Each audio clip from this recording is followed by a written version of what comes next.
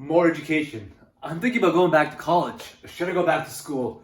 We've been getting questions like this a lot lately, and now we're going to tell you what to look at before you go back to school for more education. The first thing to think about before going back to school and spending all that money and all that time is why. Like, this isn't one of those corny things where you have to find your why or your passions. It's why you're going back to school. And this is where we have to get really real right away. Are you thinking you're going to make more money? Because, there's situations where you have to upgrade your skills. If you're not making the highest salary, if you're not making as much money as you want in your field, you're going to have to go back to school or take some courses or do something to upgrade your skills to make more money. But the dark side to this is, are you just trying to avoid life? I hear from a lot of people, and once I start asking questions about going back to school, it just seems like they're bored of their jobs, they're disenchanted, they hate their work, their coworkers. Breaking news: going back to school for another 4 years won't make that any better. You're gonna go back to school. It could take a year, it could take 4 years, and it's gonna be a lot of time, a lot more money spent, and you might just end up with another job that you hate just as much. So figure out why. Is it for money? Are you going to make more money? Like, if you're working in a company, they say, hey, if you get your master's, well, you'll get a pay increase. That makes sense. That's totally fine. If you hate your job and think you're in the wrong field, look, honestly, that's very, very wise of you to learn and figure out right away, because you have at least 30, 40 years of work, so you might as well switch careers and, get a new field, new job, and get out of that crappy field. So figure out why, and then we move on to the next point. You figured out why you want more education, and it's not because you're hiding from the real world. Because if you want to hide from the real world, if you just hate the company you work at, those are the worst reasons to go back to school. But the next thing you have to absolutely consider is opportunity cost. I'll just save you guys the embarrassment of my crappy writing. Opportunity cost. This is the one expense that nobody really thinks about. They think, okay, I go back to school another year or two, it's X amount of money, I can rack up the debt, but I'll make the money back. But opportunity cost is real. And the older you get, the tougher it becomes to save money, and the longer you go without compound interest on your side. So for example, let's just say your program is 4 years, and during this time you may have to quit your job or work part-time hours. That's 4 years you're losing out on investing, on saving, on building your career. That's a lot of time spent. So you have to really take a harsh and realistic look at going back to school and think, is the opportunity cost worth it? If you're going to miss 4 years of work, will you make that money back up?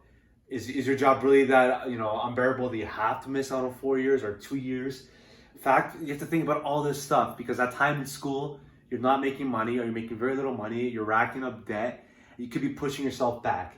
And as someone who's now in his almost mid-30s, there's nothing worse than trying to start from zero in your 30s or 35 or 32.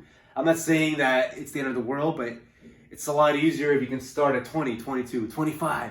The longer you wait to start saving money and investing and planning for retirement, the worse off and the tougher it's going to be. So factor in opportunity cost before enrolling back in college. The last thing that we have to talk about before you go back to school or decide whether you're going back to school is alternative options. Options. So, traditionally, if you want to go back to school, you'd have to quit your job or scale back the hours and go enroll in college and then spend 2 to 4 years. But now there's different options. So for example, first thing I always tell people to do is be upfront with your boss, be upfront with the HR and tell them, hey, I don't really like my position. Is it because of time? Is it because I just don't have the skills? Or what can I do? Most places will offer you courses. Here's another secret. Most of the time, they'll even pay for these courses because your employer wants you to be more valuable, And I've worked in places and I've heard from people that just want to complain about their job, and I get it. Your current job may suck, but when you're coming out of college, you're at the bottom of the barrel. This is tough for a lot of people to accept. It's very humbling. But going back to school and starting a new career, you're gonna be back at the bottom again. So maybe you're at the bottom for a reason. Maybe you haven't put the time in. So you figure out maybe you just need more seniority, more time, and see if you can take online courses or see what options are available. Because once you start working, the game changes. Your company might not care about what school you went to or what your grades are. They might just want you to see how good you are at the job, and from there they might want you to maybe upgrade your skills, learn new skills. It's tough to give a one-size-fits-all answer because there's so many different options, and because I don't know what company you work for, what the job is, That's up to you to figure out. So, don't quit that job. Just figure out what you can do to get better at that job. And hey, it's a bonus if the company pays for your education. So you can get your master's or take some courses. You may even realize that you might just need a weekend course or a certificate that you're missing where you can get a different role or move into a different position or move up in the company. That could go a long way. And the last thing when it comes to alternative options, this is going to sound silly, but YouTube University, you're watching this video on YouTube, you can learn a lot of things on YouTube.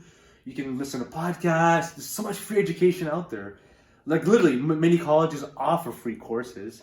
And then on top of that, some of the brightest minds in history create YouTube, hence why you're watching YouTube. People creating content in YouTube. So, I have to stress YouTube. And I get it. This is where it's not a formal education. You won't get a YouTube degree in coding. But learning coding and building code, developing code, I'm not sure what you do with code or just coding in general, that can make you a lot of money. So the skills that you pick up could be something that you learn outside of a classroom.